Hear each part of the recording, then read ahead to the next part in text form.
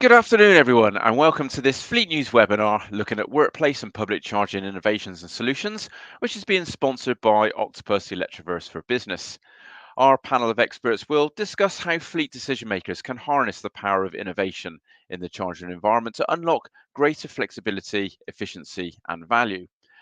We will look at how the fleet charging landscape is shifting from being dominated by a few players to a more open and competitive market, encouraging innovation and tailored solutions for the workplace and on the public network. And we'll also take a look at vehicle to grid capabilities, on site energy capacity, charging speeds, and vehicle development. So, plenty to get through. So, joining me on the panel for this webinar are Alex Georgiana, Associate Director at Steer, Chris Dimitriou, Assistant Director of Corporate Fleet Transport and Accessible Community Transport at London Borough of Islington, Fraser Crichton, Corporate Fleet Manager at Dundee City Council, Elaine Pringle, Fleet Manager at Scottish Water, and Matt Pretorius, Head of Fleet Solutions at Octopus Electroverse for Business. I'd encourage everyone to get involved in this webinar. You can obviously see the chat box. You can ask your own questions. You can comment on the discussion through that chat function on your dashboard. And I'll throw any of those opinions and questions into the mix as we go through the conversation. I will just add that the opinions expressed by our panelists during the webinar are their personal opinions and do not necessarily reflect their company policy, just to keep them off the naughty step. Okay, so before we get into the agenda, I would just like to welcome Matt from Octopus Electroverse for Business, just to provide some thoughts about the electric journey so far and a brief overview of the business. So Matt, over to you. Perfect. Thank you very much. So to go straight into it, so Electroverse for Business is part of the Octopus Energy Group. So we're focusing on driving EV adoption in the UK and Europe. So just to give you a flavor, kind of the things that we talk about within the business all the time is all about the fleet electrification acceleration and what we can do to support that. So a couple stats, I'll see right quickly. So 89% of the fleet operators plan to transition to the EVs by 2030. Now, we all know that there's been a slight dip over the past few years, and it's not all EVs by 2030, and it's all about what we should do to bring it back up. Year on year, we've already talked about the EV adoption. So at 41.6%, which is fantastic, but we need to do more. And some of the stats we've done recently is looking at the charging done at home versus workplace and what we can do to that. But more importantly, and this is a balanced argument between public charging and workplace charging. So some stats there which you have to have a look at. But if we dig into the more detail, what we've done is looked at different scenarios recently about scaling workplace charging and also looking at public charging. So working with a company for workplace charging, we looked at a challenge for high upfront cost. We looked at a solution and what can be done, both that includes smart charging and load balancing, and basically what the outcome was. So this is a logistics company in Germany, cut the energy costs by 30% by integrating solar and battery and at their back-end depot charging facility. But also there's a promise for public charging. We know public charging can be deemed expensive, but it also is a balance argument.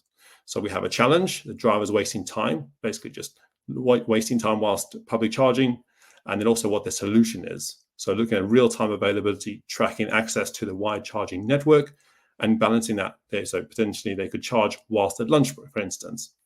But also there's an example of what we can do. So we could provide a fleet with a large access to over nearly close to 1 million charge points across Europe and finding one that's the right solution for them. And overall, what we can do from a payment provider. So we have a single card RFID or app that you can provide charging across the UK and Europe. So talking about that, this gives you a quick idea of the coverage that Electroverse has to date. So we have over 920,000 chargers across Europe and UK, and that is accessible, as I mentioned, by an app or an RFID. So you can use that from a consumer perspective, or you can use it as a fleet perspective. Difference between a fleet perspective, you get a great dashboard and a single payment mechanism to the company. What does the driver get? The driver gets an app, it gets clear pricing, there's discounts built in, and it's an award-winning app. And last but not least, what does a fleet manager get? He gets a fantastic fleet dashboard with an oversight of all his charging records. So that's just a quick overview of what Electroverse is. Thank you. Okay. Thanks, Matt. Okay, let's get into the conversation. So we've got 3 fleets with us, so I think it would be useful, just for a bit of context, if each of them just could give a brief overview of their fleet profile and their electric journey to date. And Fraser, can I come to you first? You're renowned up there at Dundee City Council for a lot of the progress that you've made in terms of electrifying the fleet across all your asset types. Could you just give us an overview of where you are? Yeah, good afternoon, everybody. Yeah, we've at this moment in time, I've got a fleet. We've actually done an exercise. We've reduced our fleet numbers. We're at 700, roughly about 750 vehicles, of which over 35% are electric.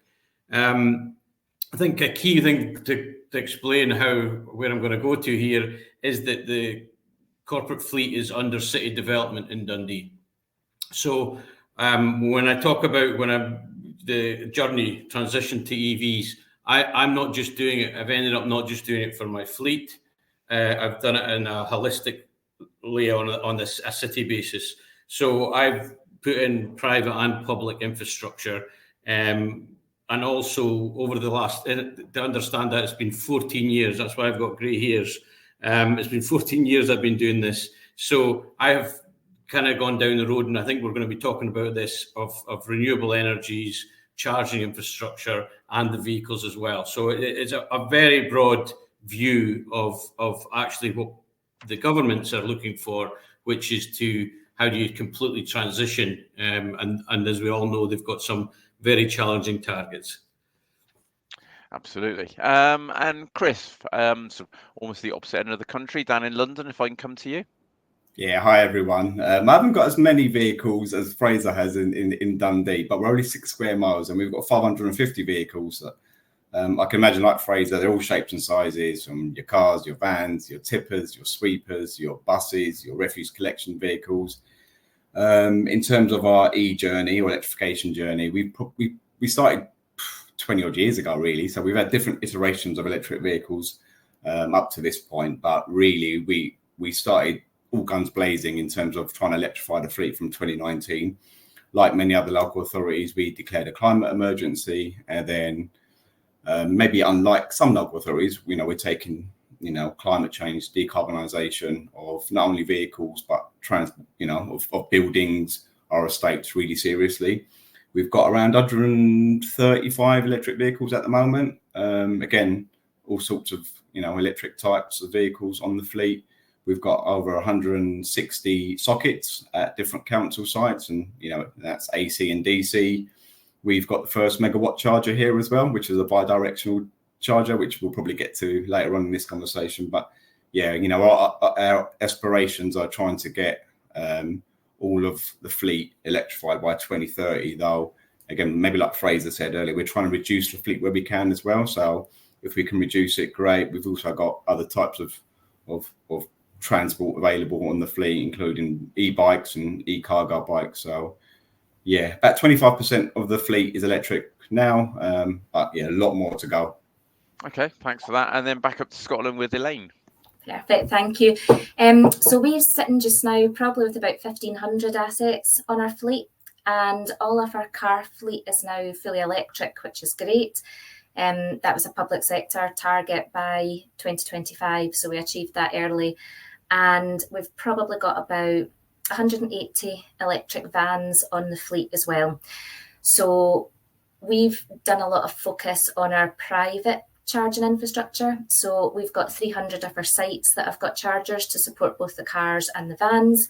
So we're probably less using the public infrastructure at the moment, just until that develops for us. Okay, well, thanks to the fleets for that.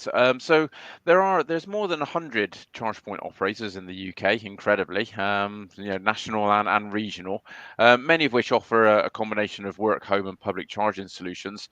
But when it comes specifically to workplace charging, how do you decide which business to go with? How do you decide what your needs are? Fraser, can I come back to you for this one?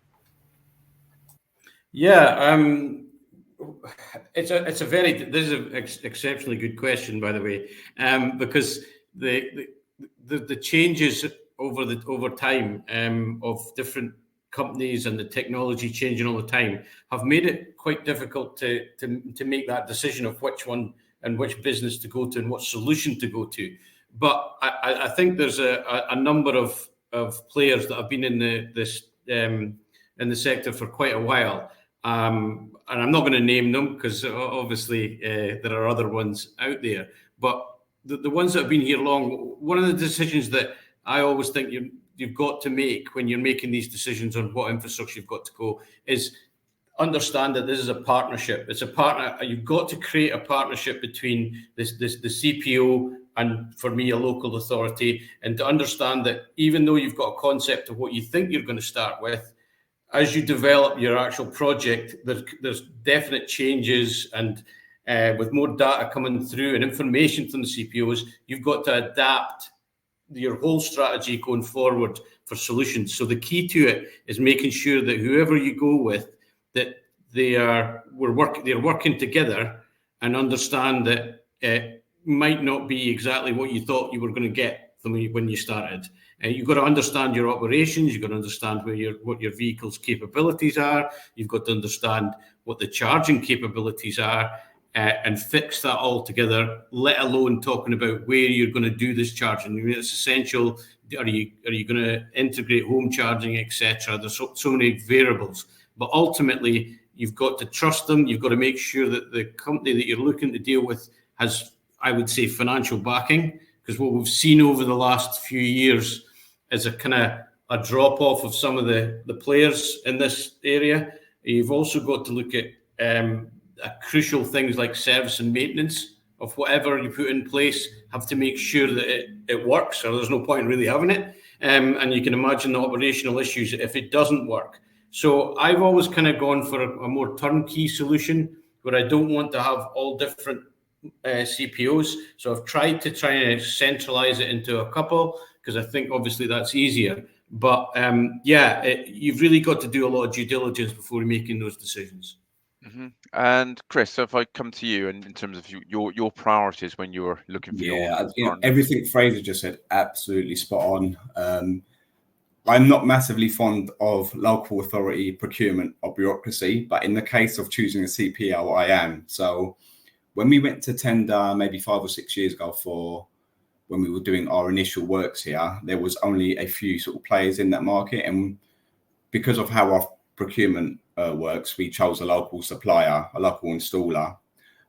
Since then, it's probably fair to say we've probably outgrown our previous supplier, and we're a lot more aware of what we want going forward. So this time round, we've just entered a new agreement. Again, we went to tender using the TPPL procurement framework, and we had 14 CPLs applied for that tender. So it was really tough choosing between them, but ultimately we chose, over the sort of the criteria like quality, price, social value, and we've just got into a new agreement for 4 years with a company called Compleo, and we're looking forward to getting started with them. So in the tender, we have everything that Fraser said is included in terms of everything we need based on our current vehicles, but also really keeping an eye on the future. And again, I've mentioned vehicle to grid earlier, but yeah, it's really important not to only be aware of what you need now, but what you might need in future.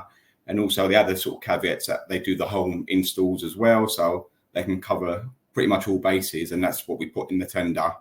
So yeah, to some extent, it's we're guided by council, local authority procurement governance, and yeah, we've been thankful on this occasion that it's worked for us because we've got what looks like a really, really good CPO who can help us with a wide array of stuff that we need doing in the future. Mm-hmm. So Matt, picking up on some of the points that Fraser and Chris have made, I mean, what's some of your advice for fleets when they're looking at, who do I go with when amongst a bewildering array of potential partners? Yeah, so obviously slightly different angle from us. So as an energy company, so what we always give customers is, look at what their required services are. So is it someone just willing to install a charger? You're looking for broader services like an electrification planning, charger financing, charger management, charger maintenance, everything that the gents here said already. So basically taking it and expanding further. So what is the technical complexity of this? So is it workplace? Is it depots? Do you need a partner with the right experience, capabilities? Do you need high power DC charging? Do you need load balancing? So all those things, must be planned, and the right company would help you with that. And it's all thinking about the future as well. You might have 5 EV vehicles now. You might have just like 5-7 kilowatt chargers, but what about the 5 to 10 years? We just heard from Chris a second ago. He's done a project 5 years ago, and something's happening now. So if you can plan for the future, especially now this critical moment, that would help you get the right supply with that. And then the last point I would say, just from an energy company perspective, is to engage with the DNOs early to understand what the power availability is in the area, because that's going to be critical, definitely. Well, just picking up on that point, and Alex, coming to you, around the sort of capacity issues and ensuring you have enough electric to power those charge points both now and potentially for the future. What's sort of advice? Oh, you're just on mute, Alex. I have turned into my father, it turns out, being on mute whenever I'm on a call. Thanks for the question, and thanks for inviting me to the panel. I feel like before you deal with these questions like how much power do you need on site, that the EV paradigm sort of doubles down on the level of self-awareness that fleet managers have to have. So not only have you have to make a decision about what's the average useful life of your vehicles, but you really need to know how much energy you're using and how and when you're using it. Right? As opposed to a car, a commercial vehicle is a tool, and it's got to be deployed such that it satisfies the customer needs cost effectively. So the onus is really on the fleet manager, as I said, to understand how much power you're using, which is not a pence per liter question. It's really how are you deploying energy to fulfill your customer's use case? And ultimately that becomes a question for both yourself and the finance department and the facilities department and all these things to come together to understand how do I mitigate excess operating cost in the vehicle. Okay, thanks, Alex. Fraser, picking up on those points, and particularly with your own fleet. You've gone through a number of waves of introducing chargers of different kind of power outputs. How did you establish what's required and making sure you've got the sufficient electricity coming into the facilities? Yeah, I think Mark's already touched on this. You really need to make sure that you're looking to the future when you're putting in this infrastructure. So you've got overcapacity of electricity. Yes, you've got to pay for that, but in the short term. But in the long term, it allows you to, advance your infrastructure when required. So an example would be in a depot charger where I've got 250 vans. I obviously can't turn over those vans. I've got a turnover, say, 30 to 40 of those vans every year. So therefore, I've got 30, 40 electric vehicles. I've got 10 chargers to facilitate that. But in the next 5 years, I'm going to need to treble that number. So the key to this is to make sure that you put enough energy in from the very beginning, because that's your costly component. If you go down the road of putting in a substation that can only take those 10, then hey-ho, 2 years later, you're back at that DNO saying, I need to upgrade this, and then watch your costs go up again, etc., and you're more digging up, etc. So you've got to really future-proof this. So like Alex's point, you've got to understand your operation and where you want to go to. Where ultimately are you going to go to with your fleet? And we're all talking about your fleet's changing 100% by 2030, 2040. Some of them, it's really difficult to see if we're going to achieve that. However, the motivation should be there from the beginning to say, look at my fleet. Yes, maybe the battery technology can't sustain X, Y, and Z at the moment, but it will.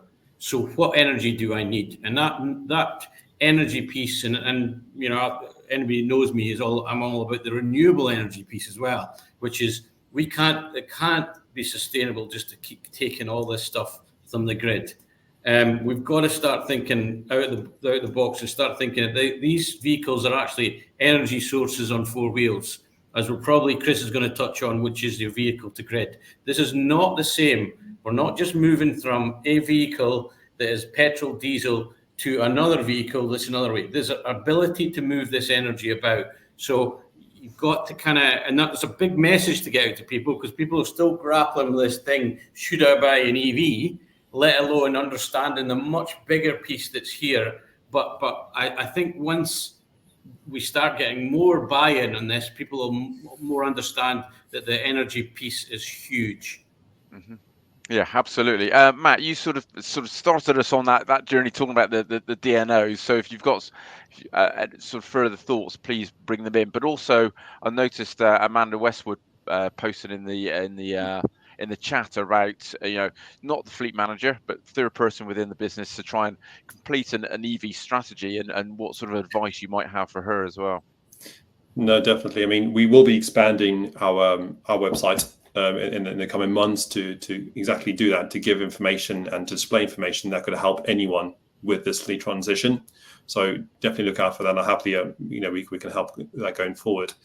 But just talking about from a slightly different angle for a second, you talked about not having enough energy to your area to power all these vehicles. I think another way to do it is to look at timed connections.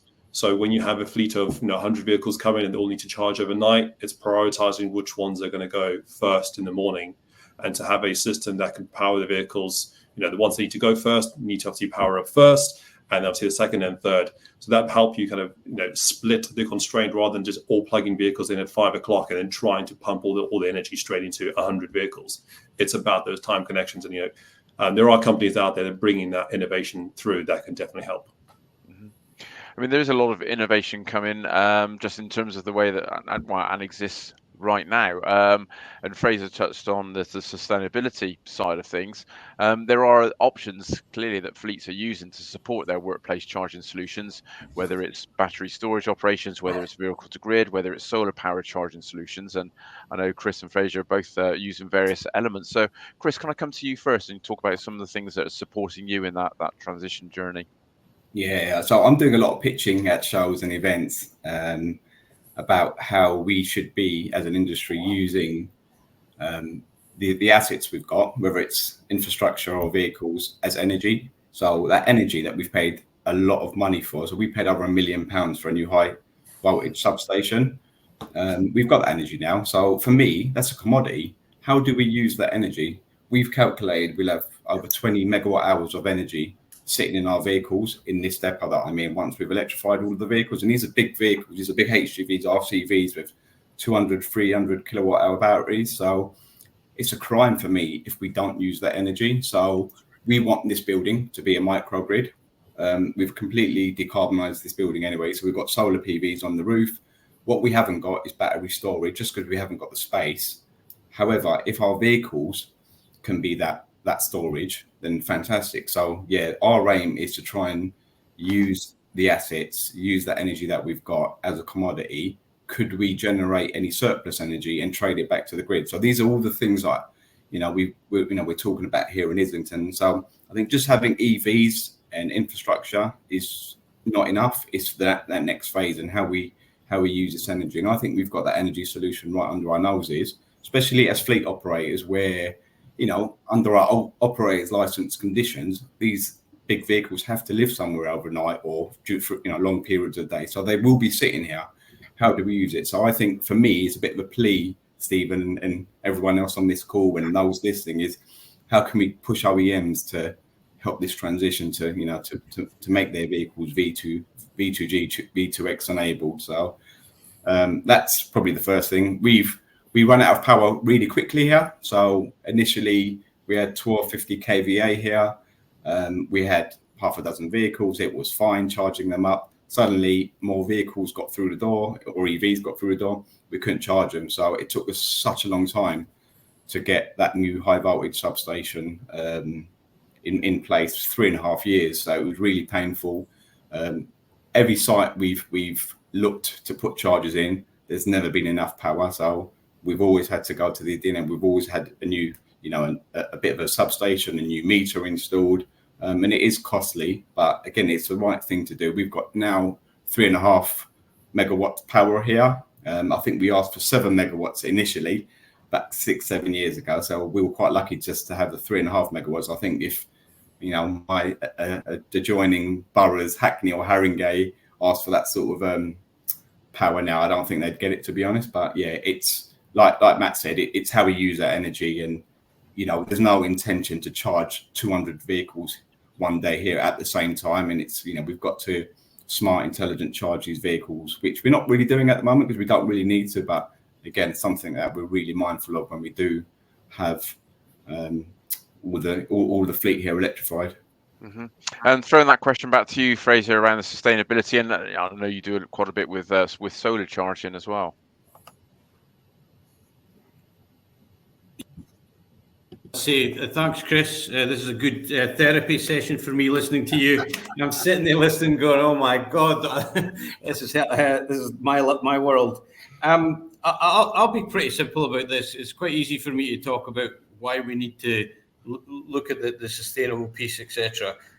Once you get into this, and like Chris, I've got electric bin lorries, I've got sweepers, I've got minibuses. Once you start getting into the number. So I'm not only sustaining those bigger ones. I've got like 12 Meals on Wheels vehicles. Use them as an example. My Meals on Wheels vehicles are just solely electric. Now, we've had power cuts in Scotland many times, and to think that it's not going to happen again, I'm just kidding myself. So we're going to have power cuts. What happens? The example would be when I changed this latest depot, as I talked about, 250 vehicles. I, in my crusade, decided that I was going to rip out all the fuel tanks. No more will they be involved in diesel vehicles. I am physically removing those diesel tanks, and you're going electric, full stop. Then someone told me, by the way, that's the resilience fuel tanks for the city, for the ambulance services, the fire brigade, etc. So it wasn't great at the time, but the point was made that what happens when there's a power cut for my Meals on Wheels vehicles? So I need to be in a situation where I am storing electricity so that when a power cut, for example, happens, I need the resilience for those vans that are delivering meals to old people can still run for a period of time using this battery storage, which I generate from solar panels on that site Chris was talking about. So, and when you start looking into this, we're in a position where we do have wind turbines in the city that I utilise. We've also got heat pumps under the ground where you're producing all this energy as well. And then how do you put that back? I think we'll talk about later on, vehicles grid. So it's a huge piece that you've got to be starting to think, once you start getting into numbers here, how do you fully utilise energy, renewable energies? And for me, the battery storage is a huge piece. Mm-hmm.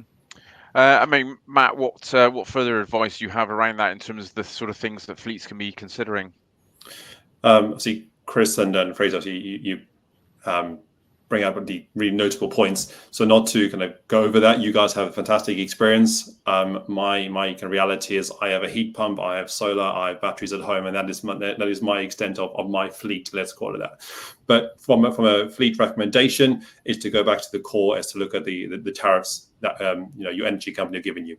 So most companies these days have multiple dips of a lower kind of charging cost. So you can have, instead of having like a household, you'd have an overnight tariff to charge your vehicle. Some business tariffs are available now where you can have almost 21 hours of off-peak available tariffs. So it's all about switching that the draw of energy away from peak times, coupled with all the fantastic stuff the guys mentioned and things like the smart innovation we mentioned already. So that would be my recommendation. Mm-hmm. And Elaine, can I just ask you around your kind of workplace? I know you do. You do a variety of charging on your particular fleet, but in terms of when it comes to workplace charging, obviously you're a national fleet across Scotland. What are the kind of key things that you're considering? So for us, and we're probably one of the largest energy users in Scotland as well, which is another reason why commercially it's better for us to charge at our depots if we can, because we've got such a good price. Also, our vehicles are typically, if they're on site, they're productive. So if we've got treatment operators, for example, they're visiting sites, or samplers that are visiting sites. So it makes sense for us to put in depot charging where we can at the same time be productive. But, and I think we'll touch on it later on as well, we do also have a need for home charging as well, because 80% of my vans do go home. So you're quite right, Chris. Some of my HGVs, that's great because they park at a depot, but we've got a lot of direct to site workers. So that's still a challenging area for us just now as well, and where public infrastructure will also have a part to play. Well, talking about public charging, and I will come on to the home element as well, Elaine, because I know that's a fundamental part of your fleet. So most fleets and drivers probably will have to use some public charging at some point. What needs to happen to make public charging an easier, dare I say, more enjoyable experience? It is changing a lot, or has changed a lot in recent years. But Alex, what more can be done? Boy, I'm so glad you've asked this question. I think it might be the point. And it sits on top of a lot of the work that we've been doing lately for both public and private sector clients across the country and across Europe, quite frankly. The adoption of e-vans is, of course, far behind the adoption of e-cars, and of course, trucks even further behind that. At the same time, the onboard technology of e-vans suits quite a lot of the use cases to which the country's 5 million vans are deployed. But I have a strongly held opinion, which quite frankly, I hope to challenge in this conversation, that public charging is a critical aspect for commercial fleets. And I do that sort of in a process of elimination thought, that out of those 5 million vans, a fairly small proportion charge at an electrified depot. And that's what Elaine was just saying for Scottish Water. Yes, the second alternative, maybe in that order, is charging either at home in your driveway or on a curb adjacent to your home. My belief is that the number of our drivers that have a driveway, that have access to home charging, is relatively low. And the risk of depending on sort of curbside overnight charging for your commercial van is too high, right? A commercial van, the use case is absolutely sacrosanct. If you or I in our car have a flat battery in the morning, that's okay. We'll take a bus. We'll ask someone for a ride, whatever it is. But if a van starts with a flat battery, you're out of business. And for many of those 5 million vans that are, a small and medium-sized enterprise, you're flat more than once, your business is probably out of business. I cite the zero emission van plan that was put together by BVRLA and Associated Fleet Professionals and a whole bunch of people, including EV Cafe, where they explicitly call for regulatory and fiscal support for the development of a public charging network that robustly supports commercial fleets. One of the things that Catherine Bowen of BVRLA said to me is that already today, you've got commercial fleet operators who are stretching the age of their diesel vans because there's not a robust public network for them to opt to go with an electric van in compliance with ZED mandate and all that sort of thing. But they also can get access to replacement diesel vans. In a way, we often talk about electric vehicles in these sort of environmental sentences. But quite frankly, if you are stretching the age of your incumbent diesel fleet, you are very rapidly increasing the operating cost of your business, a business that typically is already on a fairly small margin. So very quickly, without a well-developed public network to charge commercial fleets, you're going to have a radical increase in the cost of over-the-road transport and over-the-road fleet transport. That stuff makes my blood run cold. Absolutely. Matt, just following on from, in terms of that kind of public charging experience, before I get some views from the fleets on what Alex has just said, what needs to happen to make public charging kind of more accessible, both for cars and obviously for vans as well? Yeah, good point. So, I mean, what you should do is always have access to some kind of mechanism where they can find the nearest charger. So, for instance, an app or a map. So, in our case, a map. So, it's having the driver onboarded to an app where they can quite easily know how to use the system or use the app. So, they can go in, find the charger. They can find the status of the charger. That's all about data and availability. So, when they find the charger, they can see the price, and then they'll stop the charge.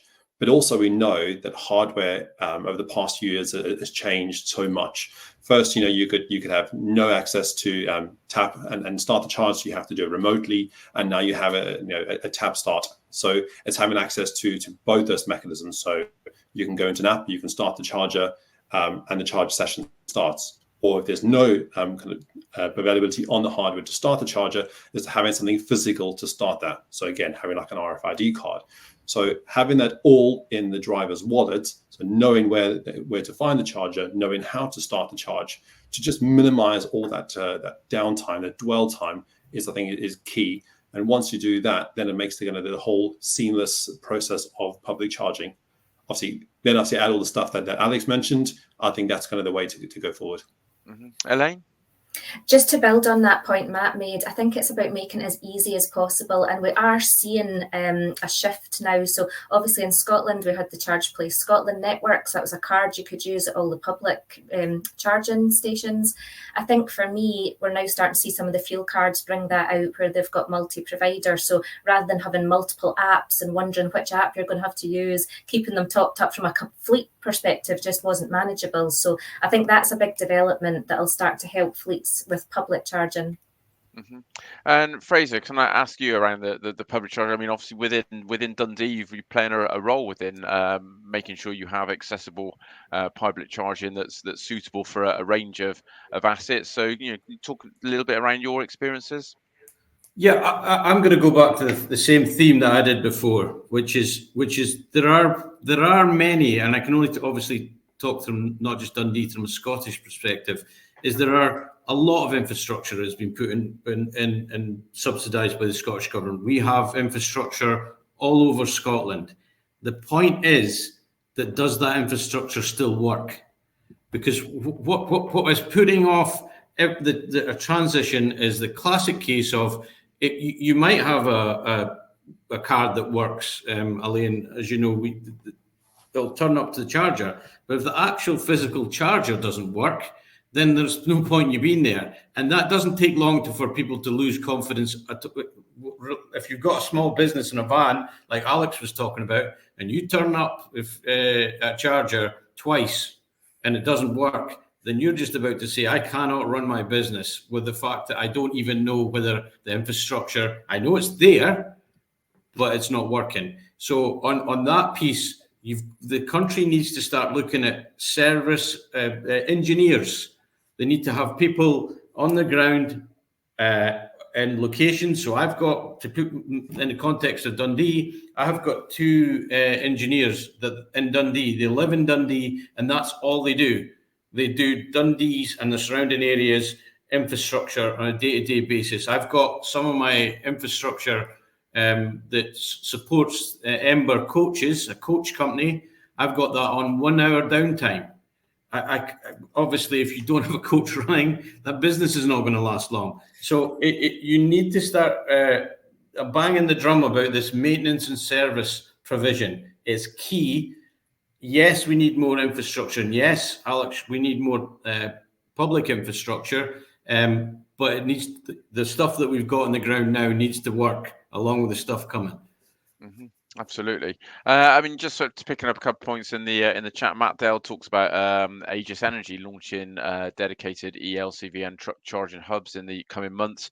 One of my guys was up at Immingham yesterday with Milans. It was just launched their truck charging site as part of a rollout of sites. So there is some traction starting to happen now in terms of providing dedicated areas for for the workhorses of the fleet, for the vans and the trucks that are doing the job, as it were. Chris, from your perspective, what sort of would help in terms of a public charging infrastructure in your area, or kind of thoughts more broadly? Steve, can I give a sort of couple of personal examples as well? I think over the years, I go to lots of shows up and down the country using an EV and public chargers, and it was frustrating a few years ago because you'd have to download various apps and cards, and now it's a lot better. You can, I won't mention the names, but you can get lots of e-cards, and they'll work flat out, on different chargers. So that's definitely, I've seen that improvement there. The ability to charge relatively easily with one card. On the other hand, I went to Wales recently, and I went to a small coastal town resort, seaside resort, and there was 2 Dragon chargers, which were both AC 22 kilowatt chargers, and they were absolutely fine, functional, all working, all the lights were flashing, it was absolutely fine. So I went to charge the vehicle, but I couldn't because it had to be done on an app, and I only had 3G reception there. So I got my partner's phone, it was the same. There was a row of chargers, no one could charge because no one had reception, and it's not always well thought through, really. So that's a few sort of personal examples, but on the whole, it's getting a lot better. In terms of my own fleet, like Elaine, we've got 270, 280 vans going home each night, and home could be Milton Keynes, Peterborough, Southend. So it's going to be a difficult sort of solution making that transition to vans for them, because everyone is going to need an individual solution. So again, we think more destination charging here, e-cards, whatever it might be. But yeah, that's probably one of the biggest challenges we've got here. We tend not to use on-street chargers because it's not a very good look when you've got sort of council fleet vehicles parked in on-street chargers that our residents should be using. So we steer them back to council depots. But again, as we transition that van fleet, we're going to have to start charging on-street chargers and give them all the available options to get their vehicles charged where, home charging just won't work for them. Mm-hmm. Alex, did you want to come back in on a point? I do, actually. I'm kind of chomping at the bit. And I did notice Matt Dale's comment about Aegis, which I think is terrific. They're funded. They've got a compelling investment thesis, and they've got investors to step up and say, we believe $100 million worth in your business case. I think that's terrific. But oddly enough, we had a comment here about whether public charging infrastructure or shared infrastructure for commercial vehicles, whether it should be separate from charging infrastructure for cars. And I think the answer to that is no. If we keep in mind that a charge point operator is in the business of returning against invested capital by selling energy to demand pools, particularly in the case of vans and cars. Yes, vans have specific needs in terms of turning radius and all that sort of thing, but they're relatively similar to each other. I think lorries we need to put aside. But if you're in the business of returning on invested capital, you need to address as much of that demand as you possibly can. It's your lifeblood. I cite the Hanger Lane location that Transport for London has just put into a joint venture with Fastned. And yes, it's on the North Circular in London. And yes, it will be able to charge sort of premium tariff, if you like, to residential cars that happen to be on the motorway needing power then. But I would say to make that investment make sense, Fastned must build a bedrock of commercial business. And that commercial business, well, it needs to be facilitated within the site at Hanger Lane. Hanger Lane happens to be located in a dense light industrial neighborhood of North London, where, by the way, a good number of Uber and other ride hails are registered. And of course, by regulation, most of those are electric vehicles. And building that commercial business, and Matt, I think Electroverse is right on top of this. You cease to become a retailer and you become a power supplier to that commercial van fleet. And by entering into that power purchase agreement, you can also incent the kind of charging behavior you like. In other words, I'll give you a discount if you come in at 6 o'clock in the morning before your shift starts, or 8 o'clock when your shift ends, thereby leaving those can I call them premium charging slots for the Tesla on its way home from work, you then begin to, what's the right word, meld different demand pools to derive financial return, to earn investment, and to attract further investment to further commercially focused charging infrastructure.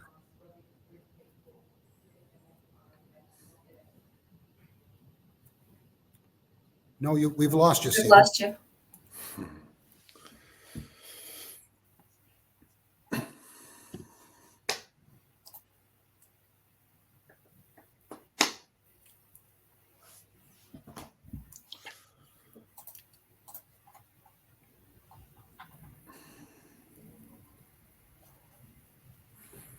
We can't hear you, Stephen. No.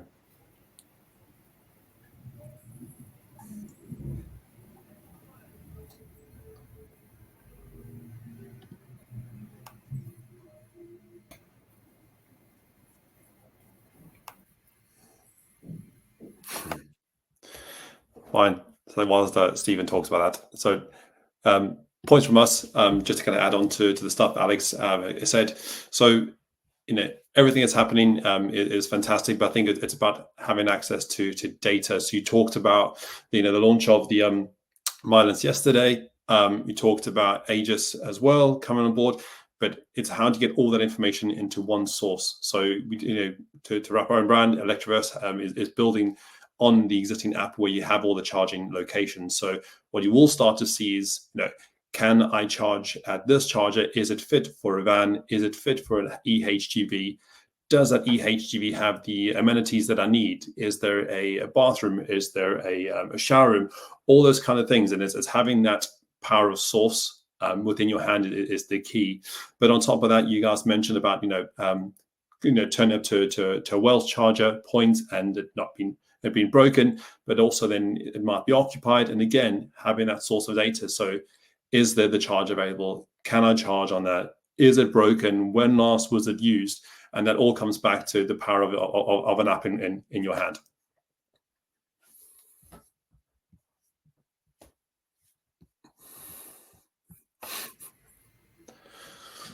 I think Stephen's still struggling to get through. I've got a couple of points. I would say there's a much broader piece here.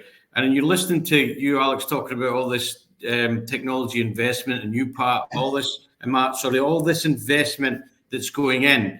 But all these companies need a return. They don't put all this investment in unless they're going to get a return. And my scenario that I just can't get away from is there has to be an overreaching government policy that remains the same. That remains they get a policy and they drive this policy forward for the adoption of EVs for some way, whether that's, you look at examples of Norway and other countries where ultimately you can put as much investment in the infrastructure as possible, but if we don't have the vehicles to facilitate that, to get the revenue for these companies, then everything's going to slow down. And that's what we've kind of been seeing. There's been a upsurge of investment. And then the government makes a decision to change their mind on something or will move the goalposts on the target, etc. And therefore, companies that want to invest then retract because they go, whoa, what's this? So I would, my overarching, and obviously there's the Scottish government as well as Westminster under my remit, but I would love some sort of continuity and an understanding of how the governments are going to help the whole country mass adopt so that investors can then be assured that they can do it. And I think if that's the case, then you'll find even more expanding these ideas and engaging in this technology. Boy, Fraser, if I could jump in there, you're right on, right? So Toby Poston from BVRLA did an article recently where he was talking about the necessity for there to be a public sector response to this low uptake of vans by commercial fleet operators. And we talked about public charging resources. Just some big round numbers here.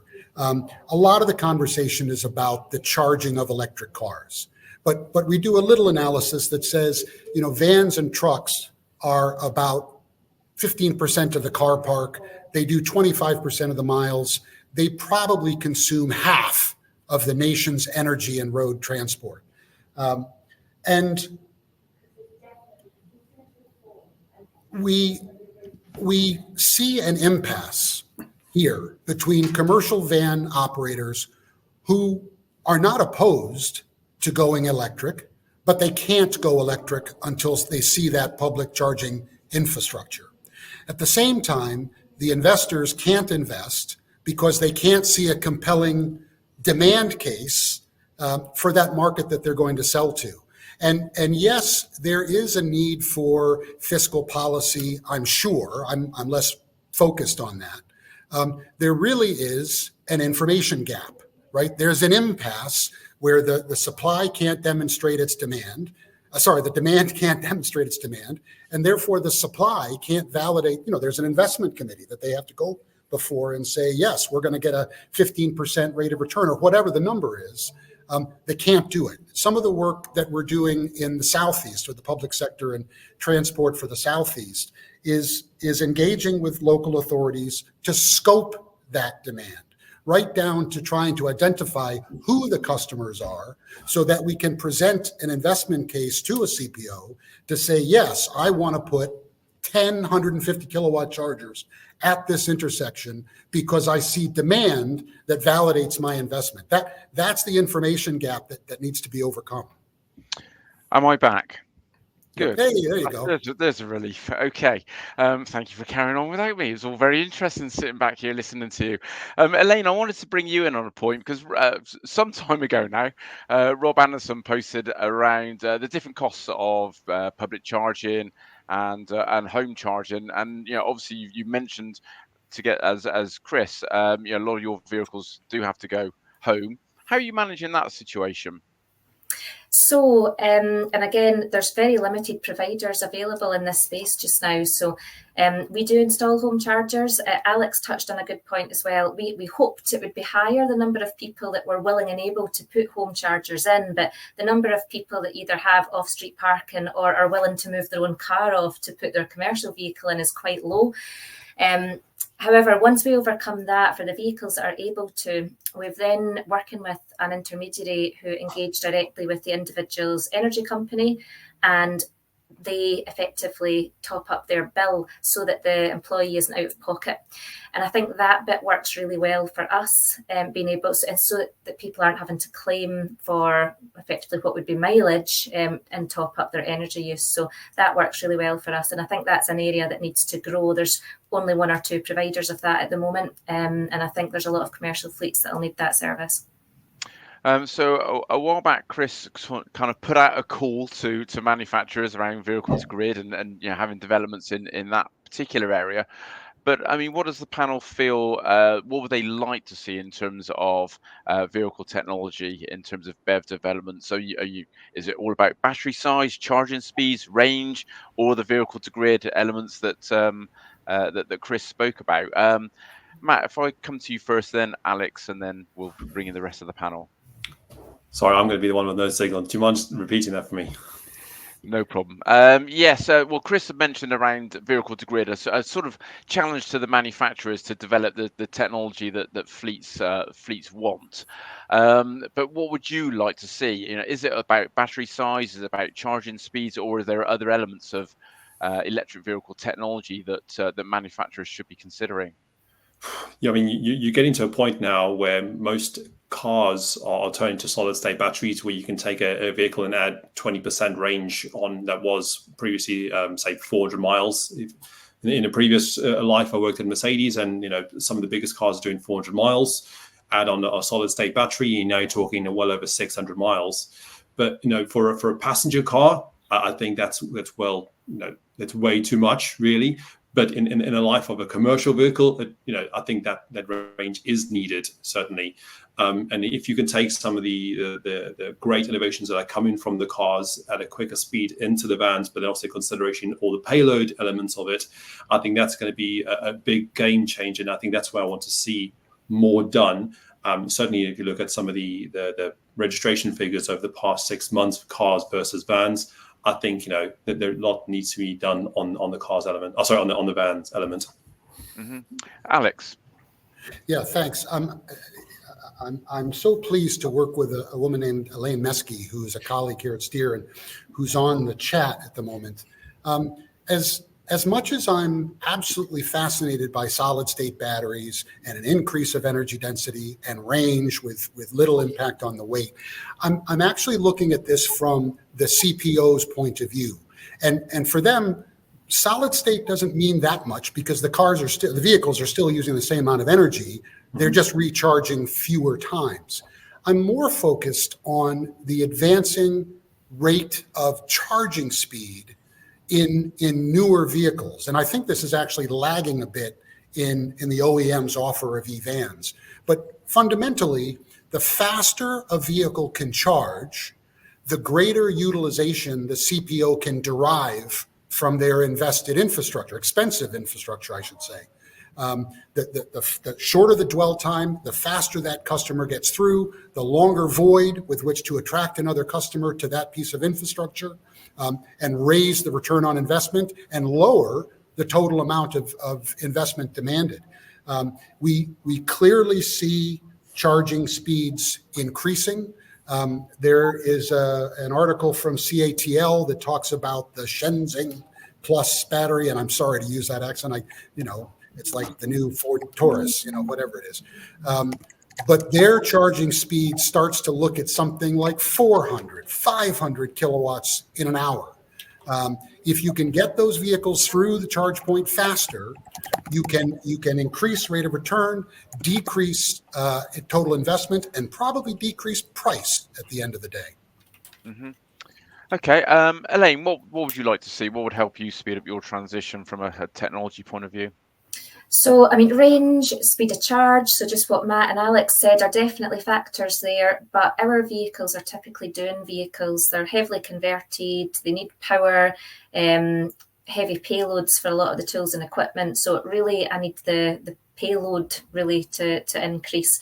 And the 4.25 tonne, I think I've spoken about this before as well, it does give you some additional payload, but the drivers that would typically use that aren't familiar with using digital driver cards and use of tachographs.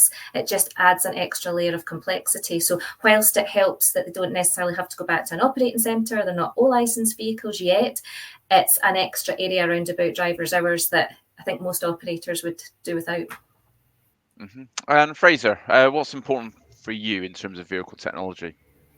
On a personal note, the range is probably out. All the other things that were said are correct, but the range for me, and I can only talk to them personal on my own fleet. Operationally charging at night is the most financially advantageous way to go.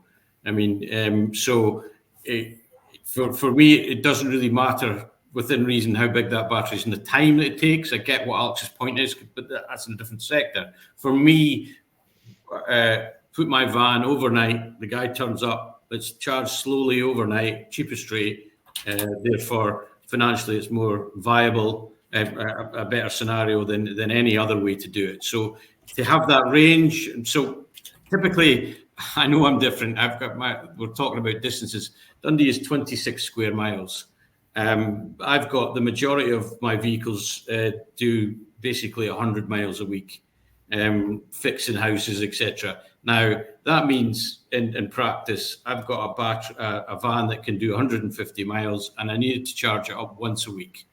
So I charge it up overnight once a week. I can stagger who's charging that, manage that, and that's it. So to be honest, a little more range for the cold would be helpful, but to me, the model we've got, and where I again say there's a real bonus of going down the road of transitioning over to EVs, is that it's forced more and more fleet managers and more people within fleet to actually look at their operations in more detail. Before, diesel vans, people would just go to the garage, fill it back up again, off you go. You know what? I've got 5 minutes to spare, I'll go and fill it up again. It's on council's money, I don't care. Whereas at least now, operationally, you're being forced into basically getting your buck's worth out of your vehicles, etc. And that is a bonus. What I fear is what we're talking about when the technology does move to this batteries that are 400 miles charging that's really quickly. We might go back there again. So I'd like to say a lot of people think, oh my God, this is difficult and change, you don't like it. But in actual fact, it's forcing you to really drill down the numbers in your operations. Elaine, did you want to come back in on a point? No, I'm good. Sorry.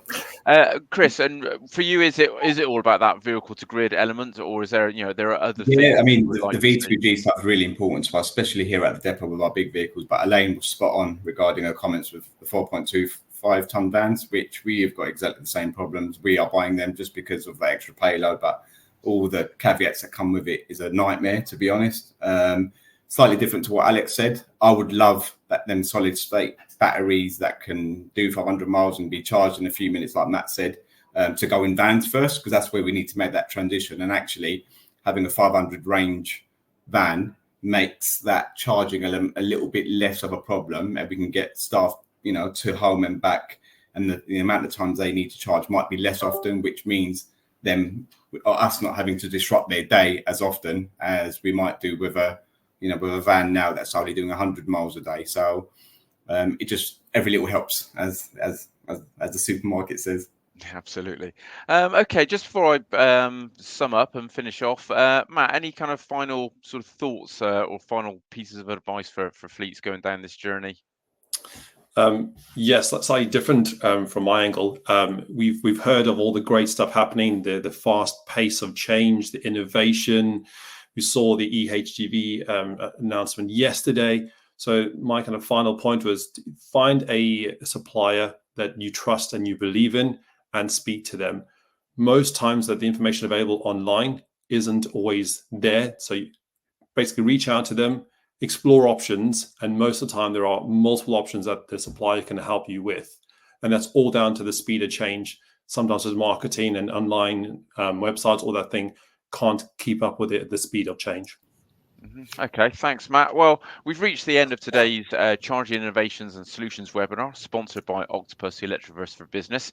Thanks for joining us. Apologies for my malfunction in headphones partway through, but a thank you to my panel, particularly for keeping going and filling the gaps. So Alex Georgiana, Chris Demetrio, Fraser Crichton, Elaine Pringle, and Matt Pretorius from our sponsor, Octopus Electroverse for Business.